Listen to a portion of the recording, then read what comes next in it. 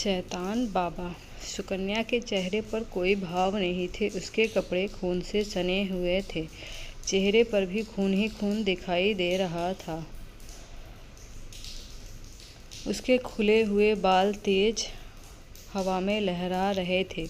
उसके हाथ में एक प्लास्टिक की थैली थी। उस थैली को लिए वह सड़क पर चली जा रही थी। उस प्लास्टिक की थैली से भी खून की बूंदें टपक रही थी। उस रास्ते से गुजरते हुए जिसने भी सुकन्या को देखा, उसके हाथ पैर फूल गए। लोगों में एक अनजाना भय दौड़ गया।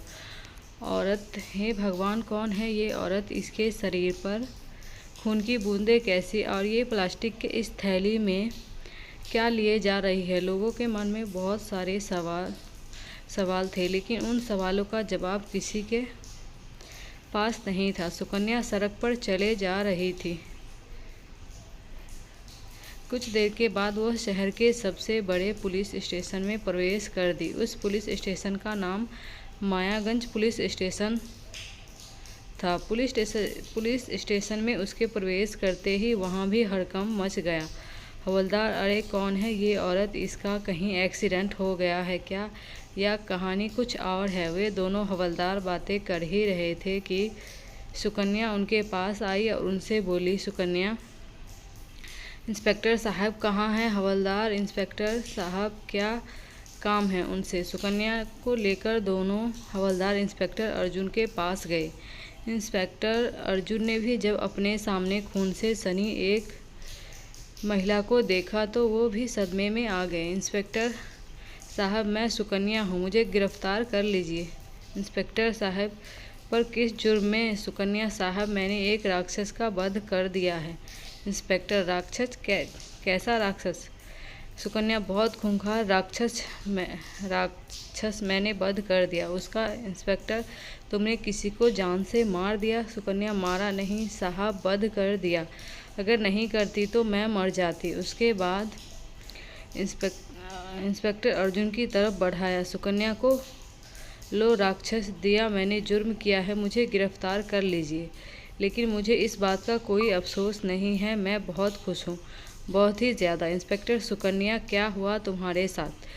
तुम मुझे खुलकर बताओ। फ्लैशबैक। सुकन्या के पति का नाम था राजेश, उसकी सास का नाम था सुमित्रा। राजेश और सुमित्रा दोनों की आस्था एक साधु में बहुत ही ज़्यादा थी। वे दोनों साधु से बिना पूछे कोई काम नहीं करते थे।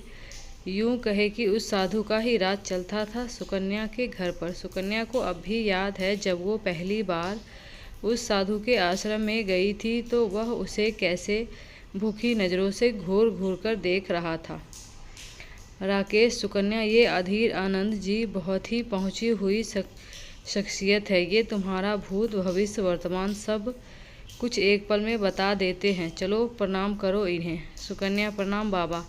बाबा, खुश रहो और सबको खुश रखो, ये जीवन इसलिए तो मिला है। अधीर आनंद ने जब यह बात सुकन्या को बोल दी तो उसके चेहरे पर एक शैतानी मुस्कान थी। उसी दिन नाश्ते में सुकन्या की सास ने अधीर आनंद को अपने घर पर इनवाइट किया, क्योंकि राकेश एक नई दुकान खोल रहा था। बिना अधीर आनंद जी के आशीर्वाद के वो बिजनेस शुरू नहीं करना चाहता था। बाबा देखो सुमित्रा, तुम्हें तो पता है ना कि हम कितना व्यस्त रहते हैं। आश्रम में भी हम लोगों का आना जाना लगा रहता है, लेकिन तुम हमारी पुरानी भक्त हो, इसलिए तुम्हारे लिए मैं समय ज़रूर निकालूंगा। तय तारीख पर अपनी महंगी कार में बाबा सुमित्रा के बेटे राकेश की दुकान पर पहुँचे। जैसे ही वो वहाँ पहुँचे, सुमित्रा और राकेश उनकी अगुवाई के लिए खड़े हो गए, लेकिन वो दुकान के अंदर नहीं गए। दुकान को बाहर से ही देखकर उन्होंने कहा, बाबा, मुझे यह जगह कुछ जम नहीं रही। अभी यहाँ पर काम शुरू करना सही नहीं है। मुझे यहाँ एक तांत्रिक क्रिया करनी होगी, तभी यह जगह पवित्र हो पाएगी। तुम अपना काम शुरू कर सकते हो। राकेश, कितने पैसे खर्च जाएंगे बाबा? बाबा, 1,25,000 लगेंगे। उसके बाद इतने पैसे तुम हर दिन कमाओगे। सारी तैयारी होने के बावजूद उन लोगों ने दुकान की ओपनिंग नहीं की। सुकन्या, राकेश, आप समझते क्यों नहीं हैं? अरे पहले से ही इतना उधार ले रखा है।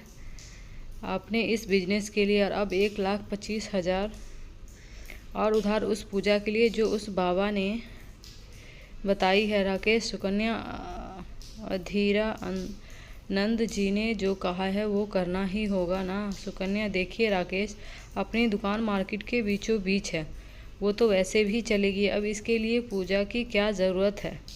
तभी वहाँ पर सुमित्रा आ गई। सुमित्रा, क्या बात है, तुम दोनों किस बात पर बहस कर रहे हो। राकेश ने अपनी माँ को सारी बातें बता दी। उसकी बातों को सुनकर सुमित्रा आग बबूला हो गई। सुमित्रा बहू, तुम्हें पता भी है अधीर आनंद बाबा कौन है, और उन्होंने जो कह दिया वो पत्थर की लकीर है। अगर उसके खिलाफ कुछ करोगी तो हम बहुत बड़ी मुसीबत में फंस जाएंगे। अरे लाखों लोग भक्त है उनके। अब सुकन्या क्या कहती। 1,25,000 राकेश ने पूजा करवाई। दुकान तो पहले से ही सही जगह पर थी तो वो खूब चलती थी, लेकिन राकेश और सुमित्रा को लगता है कि ये सब बाबा के प्रताप के कारण है। एक दिन की बात है, सुमित्रा कहीं बाहर गई हुई थी और राकेश दुकान पर था। तभी दरवाजे पर दस्तक सुन सुकन्या ने दरवाज़ा खोला। सामने अधीर आनंद खड़े थे। सुकन्या, अरे बाबा, आप आइए आइए। अधीर आनंद घर के अंदर आकर बैठ गया। सुकन्या, बाबा, माँ और राकेश तो है नहीं। बाबा, मुझे पता है, मैं तुमसे मिलने आया हूँ। सुकन्या, मुझसे? बाबा, हाँ, क्यों, मैं तुमसे मिलने नहीं आ सकता क्या? सुकन्या, क्यों नहीं आ सकते हैं बाबा। सुनो जरा, अपनी नर्म और गोरे गोरे हाथों से शरबत बना दो, मेरा गला सूख रहा है। अधीर आनंद के मुंह से ऐसी बात सुनकर सुकन्या का माथा ठनका। वो किचन में शरबत बनाने चली गई।